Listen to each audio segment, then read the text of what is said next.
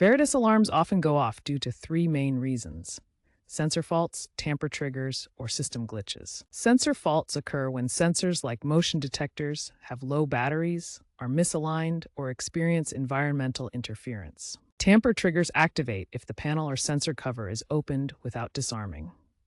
System glitches sometimes require a master or engineer reset. Keep in mind that recent firmware updates have incorporated AI to reduce sensor faults, but older models might still experience issues, potentially worsened by increased IoT interference. Use the Veritas Connect app for diagnostics where possible. For sensor faults, inspect for loose wires, replace batteries with AA lithium types that last 2 to 3 years, and recalibrate sensors via the panel's programming mode. Use the trouble beep diagnostic by pressing *+2. For tamper alarms, enter the tamper code, default 0000 on some models, or use the master code to clear the event log after ensuring the panel is securely closed. For a master or engineer reset, use the engineer code, often 4112, to clear system memory and restore factory defaults.